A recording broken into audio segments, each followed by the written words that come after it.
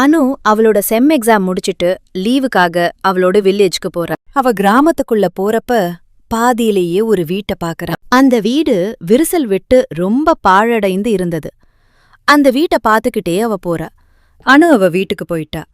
அனுவுக்கு ஒரு அக்கா இருக்காங்க. அவங்க பேரு தேவி. என்னம்மா எக்ஸாம் எல்லாம் நல்லபடியா எழுதிட்டியா? படிச்சு படிச்சு என்னோட பொண்ணு இளைச்சு போயிட்டா. வா, உனக்கு புடிச்சதெல்லாம் அம்மா செஞ்சிருக்கேன். அதெல்லாம் நல்லபடியா எழுதிட்டேம்மா. எனக்கு பிடிச்ச எல்லா சாப்பாடும் இருக்கு. இந்த ஒரு மாசம் நான் எக்ஸாம்காக எந்த ஒரு நான்வெஜ்ஜும் சாப்பிடல.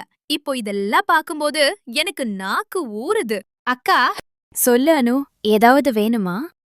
இல்ல உன்கிட்ட ஒன்னு கேக்கணும். என்ன? நம்ம ஊருக்குள்ள நுழையும் போது பாதி தூரத்தில் ஒரு பழைய வீடு இருக்குதுல்ல, அது யாருது? அந்த வீட்டுக்குள்ளக்கு இது போனியா? இல்ல, அந்த வீடு ரொம்ப பழசா இருந்தது.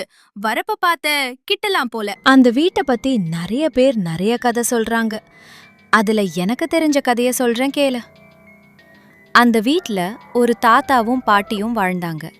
தாத்தா பேரு ராமு, பாட்டி பேரு ஜானகி. அந்த தாத்தா நல்லா பாடுவாரு. எப்பவுமே பாடிக்கிட்டே தான் இருப்பாரு. அந்த பாட்டி நிறைய கதைகள் எல்லாம் சொல்லுவாங்க. நம்ம ஊர்ல இருக்கிற சின்ன குழந்தைங்க இருந்து பெரியவங்க எல்லாருமே அவங்க கிட்ட நிறைய கதையெல்லாம் கேட்பாங்க. இது பாட்டிக்கு ஒரு பொழுதுபோக்கு மாதிரி தான் இருக்கும். அந்த தாத்தா ஒரு நாள் உடம்பு சரியில்லாம இறந்துட்டாரு. அவரோட பிரிவு தாங்க முடியாம அந்த பாட்டியும் இறந்துட்டாங்க. அவங்க இறந்து ஒரு வாரம் கழிச்சு சுப்பையான ஒருத்தர் அந்த பக்கம் நடந்து போனார். அப்போ இந்த குரல் ராமு தாத்தா குரல் மாதிரி இருக்கு. எங்கிருந்து வருது? என்ன சுப்பையா, ஒரு கதை சொல்லட்டா? ஐயோ சாமி, ஆளை விடுங்க அப்படின்னு சொல்லிட்டு அங்க நடந்த எல்லா விஷயத்தையும் ஊர் மக்கள் கிட்ட சொல்றாரு. ஆனா அத யாரும் நம்பல. இதே மாதிரி நிறைய விஷயம் நடந்ததுக்கு அப்புறம் கிராமத்து மக்கள் எல்லாருமே நம்பினாங்க. நைட் நேரத்துல அந்த பக்கம் போறதுக்கு எல்லாரும் பயப்படுவாங்க.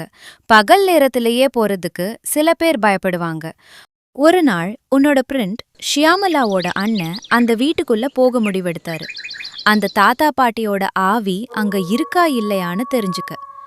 ஒரு நாள் நைட் யாருக்கும் தெரியாம அந்த வீட்டுக்குள்ள போயிட்டாரு.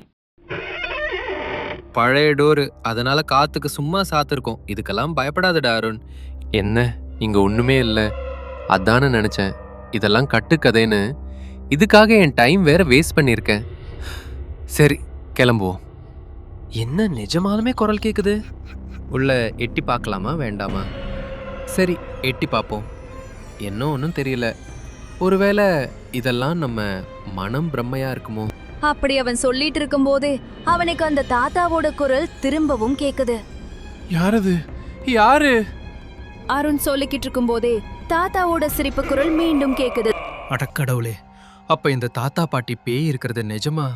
எப்படியாவது எஸ்கேப் ஆயிடணும் அருண், இல்லனா உன் கதி அதோ கதி அப்படின்னு சொல்லிட்டு அங்கிருந்து அவன் பயந்து ஓடுறான்.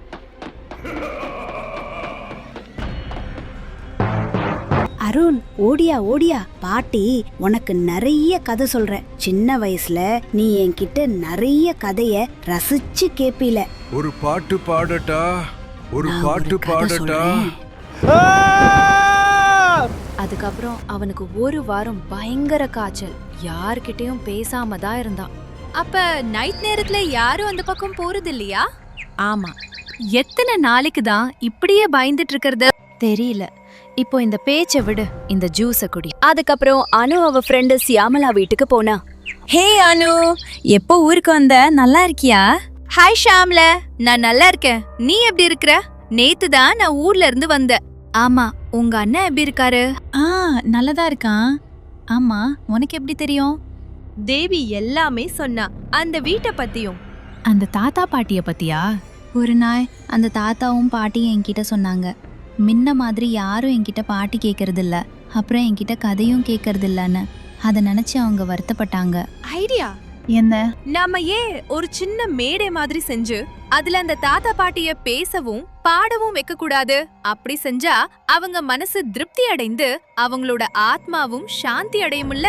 அப்புறம் இங்க இருக்க யாரும் எதுக்கும் பயப்பட தேவையில்லை. நான் வரலப்பா இந்த விளையாட்டுக்கு. ஏற்கனவே என் அண்ணன் பட்ட பாடே போதும். ஒரே டைம் செஞ்சு பார்க்கலாம். நாளா வரல. நான் வரலாமா? நீயா? அண்ணன் நீங்களா? ஆமா அனு, எனக்கு என்னமோ நீ சொல்றது தான் கரெக்டுன்னு தோணுது.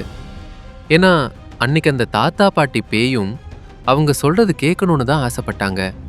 அவங்க சொல்றத கேட்க யாரும் இல்லாததுனால அது ஒரு ஏக்கமா மாறி அவங்க இறந்து போனதுக்கு அப்புறமும் ஆவியா இருக்காங்க. நீ சொன்னபடி செஞ்சா அவங்க ஆத்மாவும் சாந்தி அடையும்னு நினைக்கிறாங்க. அதுக்கப்புறம் அனு ஊர் மக்களை கூப்பிடுறா. அருண் மேடை ஏற்பாட்டை செய்யறான். நைட் நேரமும் ஆச்சு. மக்கள் எல்லாருமே மேடை முன்னாடி உட்கார்ந்திருக்காங்க.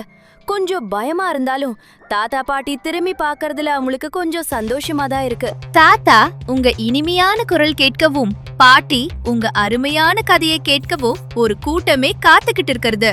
வெளியே வாங்க. அதுக்கப்புறம் தாத்தாவும் பாட்டியும் வெளியே வந்தாங்க. மேடையில தாத்தா பாட்டு பாட, பாட்டி கதை சொல்ல ஊர் மக்கள் அவங்கள பார்த்து பயப்படவே இல்ல. பழைய ராமு தாத்தாவும் ஜானகி பாட்டியும் பார்த்து சந்தோஷம்தான் பட்டாங்க. தாத்தா பாட்டி ஆத்மாவும் சந்தோஷத்துல சாந்தி அடைந்து விட்டது. ஊர் மக்கள் இப்ப பயப்படாம அந்த பக்கம் நடந்து போறாங்க. இக்கதையின் மூலம் தெரிவது, உண்மையை அறிந்தால் பயம் மறைந்துவிடும். தைரியமாக உண்மையை தேடினால் எந்த மர்மத்திற்கும் விடை கிடைக்கும்.